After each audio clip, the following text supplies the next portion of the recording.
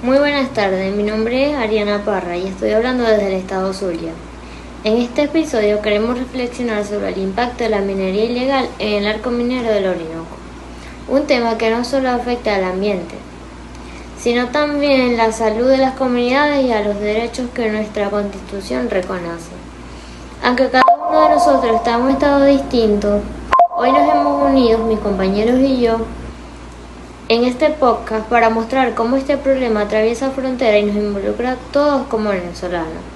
El día de hoy les hablaremos y en mi intervención voy a enfocarme en tres aspectos fundamentales, principalmente cómo el mercurio afecta a los ríos y a la fauna acuática. Segundo, qué consecuencias tiene en la salud de las comunidades indígenas que dependen de esos ríos. Y como tercero les hablaré sobre lo que establece la Constitución de la República Bolivariana de Venezuela en sus artículos 127 y 128 sobre el derecho a un ambiente sano y la protección de áreas especiales. Bueno, junto a mis compañeros José Ramírez y Dennismar Crespo. Impacto del mercurio en ríos y fauna acuática. Para los que no saben, el mercurio es uno de los elementos más peligrosos que se utilizan en la minería ilegal. Cuando se vierte en ríos no desaparece ni se diluye sin consecuencias, al contrario, se transforma en una sustancia llamada metilmercurio, que es altamente tóxica. Este compuesto se acumula en los peces y también en otros organismos acuáticos que se encuentren, un proceso que conocemos como bioacumulación. El resultado de esto es devastador. Los peces contaminados mueren o se convierten en riesgo para el consumo humano y la biodiversidad. Se reducen los ecosistemas y pierden el equilibrio natural de ellos mismos. En otras palabras, pues, el río se enferma y con él toda la vida que depende de él. Ahora bien, el problema no es solo que quede en el agua ni en los peces, sino que las comunidades indígenas que habitan cerca de estos ríos dependen de las pescas como fuente principal de alimento y como parte de su cultura. Al consumir peces contaminados con mercurio, el veneno le entrará directamente en sus cuerpos. Los efectos son graves, como daños neurológicos, temblores, pérdidas de memoria y problemas motores.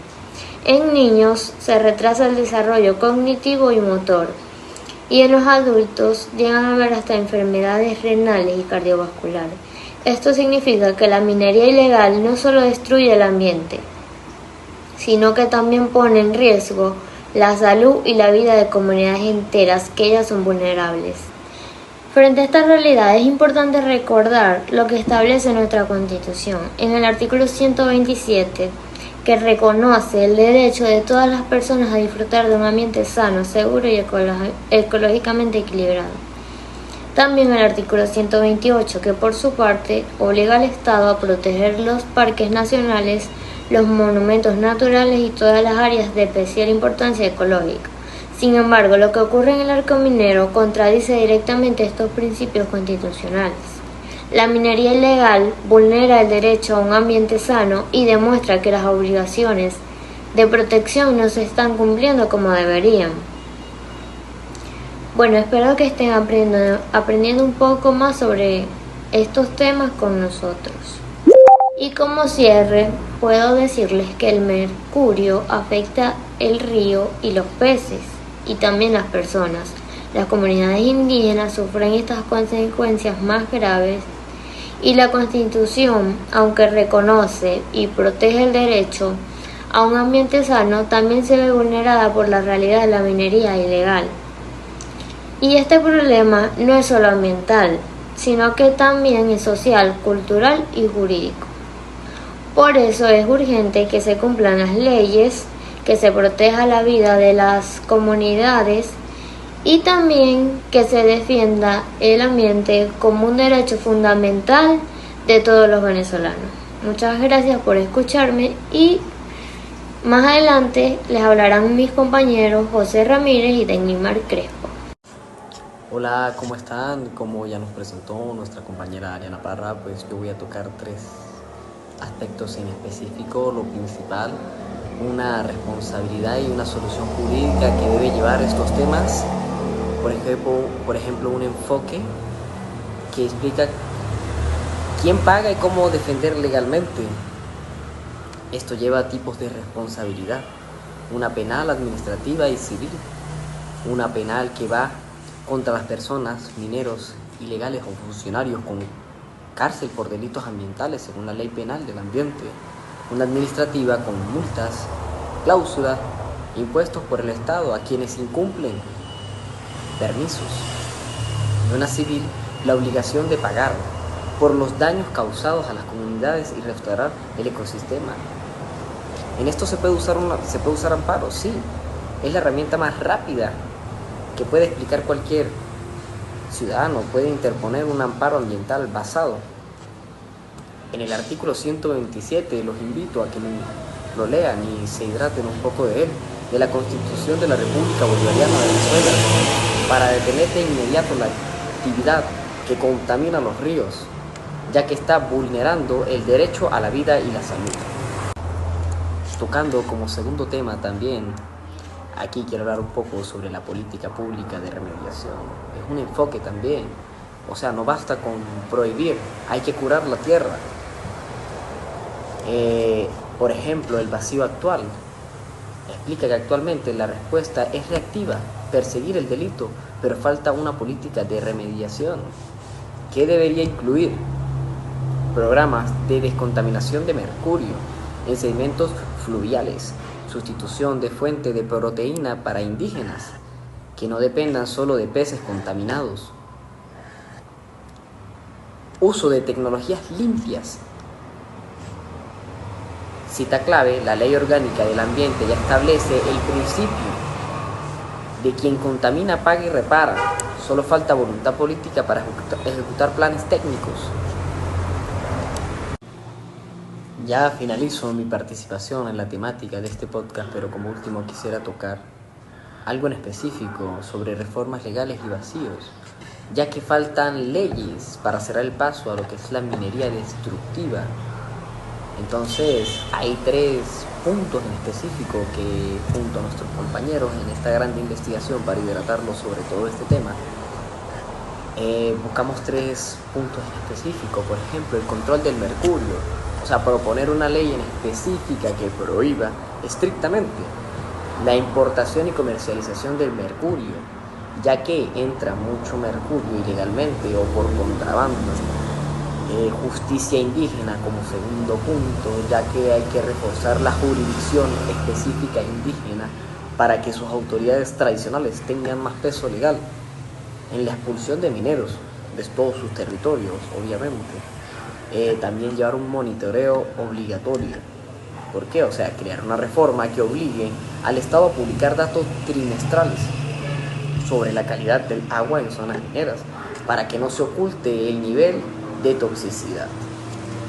Hola a todos, mi nombre es Denis Marcrespo del estado Trujillo. ¿Y sabías que 1 gramo de mercurio puede contaminar millones de litros de agua? En el arco minero esto sucede cada segundo. Un dato humano es que el mercurio cruza las placentas de las madres indígenas y los bebés indígenas están naciendo con un nivel de metal en sangre que compromete su desarrollo neurológico. La Ley Penal del Ambiente, cuando habla de delitos y salud en el contexto del arco minero, esta ley es la que pone los dientes a la normativa ambiental, ya que va transformando el daño ecológico en un hecho delictivo. La contaminación del agua es un tema que abarca el artículo 83 y 84 de esta ley, donde tipifica como delito la descarga de sustancias, como lo es el mercurio, en cuerpos de agua que superan los límites técnicos permitidos. El mercurio no desaparece, sino se sedimenta y entra en la cadena alimenticia. Los daños a la salud pública. En la ley, el uso de mercurio en la minería de oro por amalgamación es un ataque directo a la vida, ya que la ley establece sanciones para quienes manejan estas sustancias peligrosas, que pongan en riesgo la salud de las poblaciones cercanas. El impacto en comunidades indígenas. Para los pueblos del Orinoco, el agua no es solo un recurso, sino es su supermercado y su medicina.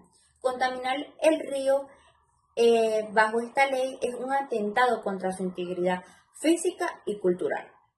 La Ley Orgánica del Ambiente, cuando habla de prevención y responsabilidad, esta es la ley marco que no puede castigar, sino establecer cómo debemos convivir con el entorno.